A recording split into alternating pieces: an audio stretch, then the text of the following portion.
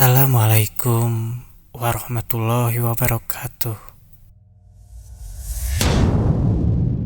Hai teman-teman semua, jumpa lagi ya di channel Putra Pas Jam. Channel yang menceritakan tentang kisah masa lalu, sejarah, mitos, misteri dan juga legenda.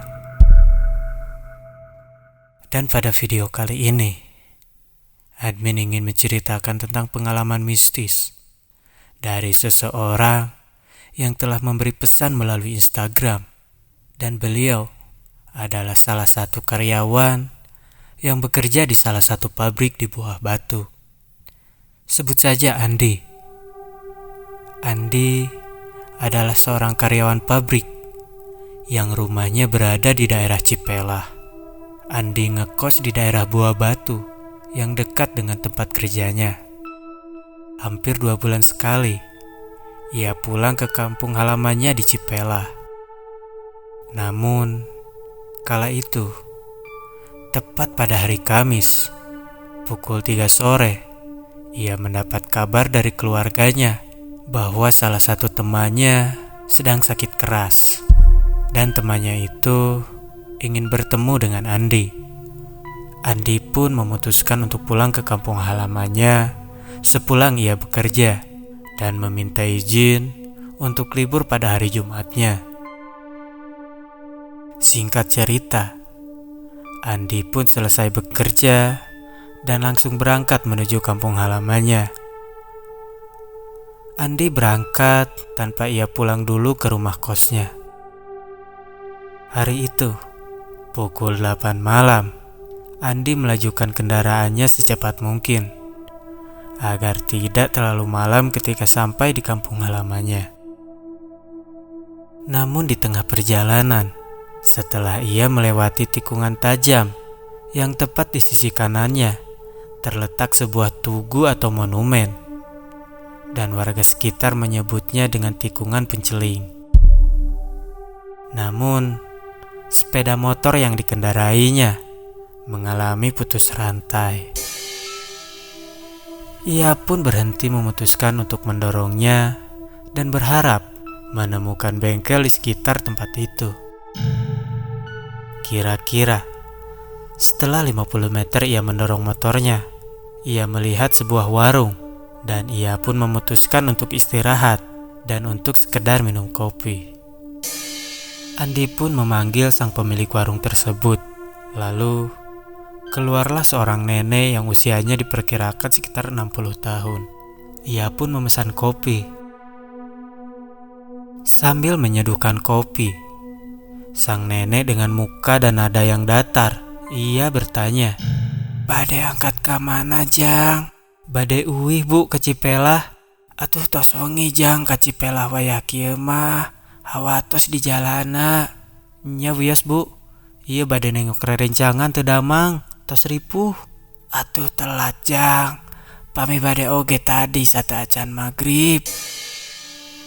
Mendengar ucapan nenek, Andi pun mengiyakannya agar obrolannya tidak terlalu panjang.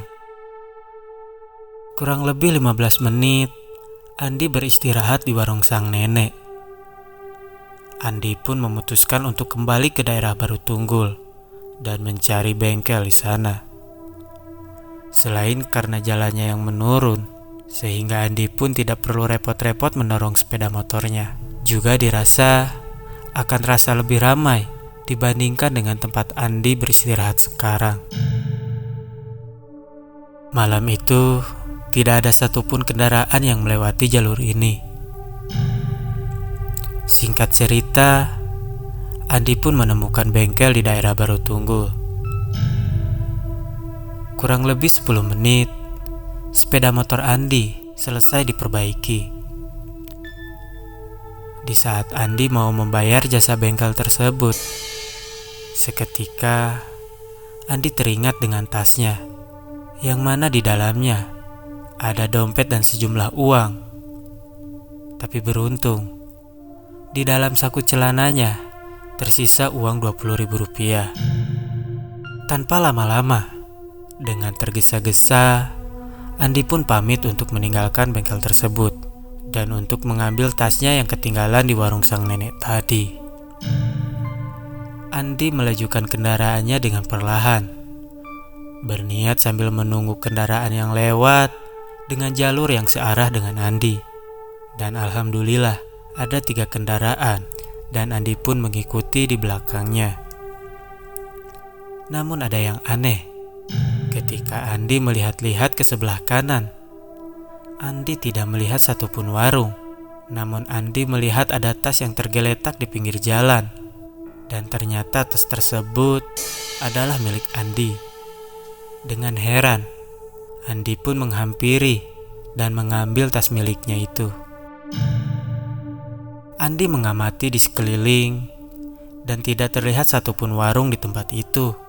Seketika, bulu kuduk Andi merinding.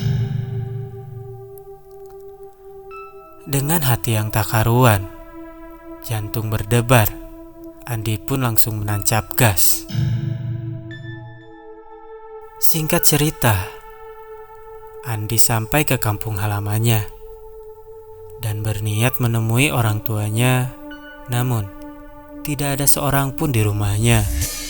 Andi pun memutuskan untuk menemui temannya yang sedang sakit keras itu. Sesampainya di depan gang yang menuju rumah temannya itu, tertancap bendera warna kuning.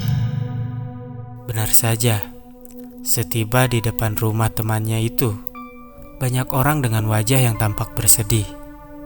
Orang tuanya pun datang menghampirinya dan memeluknya sembari menguatkan Andi. Lalu Andi masuk ke rumah tersebut dengan hati yang sangat sedih dan rasa sesal yang mendalam. Andi pun mengambil air wudhu untuk membacakan surat Yasin di depan jenazah temannya itu. Setelah selesai membaca dan mendoakan jenazah, Andi pun mulai membuka obrolan dengan menanyakan kapan ia meninggal. Sang ibu dari jenazah pun menjawab bahwa ia meninggal sekitar pukul 5 sore. Seketika Andi teringat dengan perkataan sang nenek di warung misterius tadi yang berkata, "Atuh telat jang, pami bade oge tadi sata acan maghrib." Andi merenungkan perkataan sang nenek yang mungkin ia mempunyai niat baik kepada Andi. Dengan tidak langsung ia memberitahu Andi, dan Andi pun tidak menyadarinya. Singkat cerita, besoknya sehabis pemakaman, Andi memutuskan untuk kembali ke Buah Batu. Dan benar saja, warung yang kemarin malam Andi singgahi benar-benar tidak ada. Hikmah yang bisa kita petik dari cerita kejadian Andi, bahwa komunikasi, silaturahmi dengan teman, sahabat, juga keluarga memang sangat penting. Jangan sampai rasa sesal terus menghantui setelah orang itu tidak ada. Juga ketika kita hendak melakukan perjalanan, jangan lupa untuk mengecek kendaraan kita terlebih dahulu. Dan yang paling utama ialah berdoa dan meminta perlindungan kepada Sang Penguasa, Allah Subhanahu wa Ta'ala. Jika kalian mempunyai peristiwa, kejadian yang menurut kalian dirasa aneh, kalian bisa kirim cerita kalian melalui Instagram admin yang tertera di kolom deskripsi. Jika kalian suka dengan cerita dan video seperti ini, silahkan tinggalkan jejak kalian dengan cara like, komen, share, dan juga subscribe ya. Dan jangan lupa aktifkan lonceng notifikasinya agar kalian menjadi orang pertama yang menonton video selanjutnya. Terima kasih semuanya. Wassalamualaikum warahmatullahi wabarakatuh.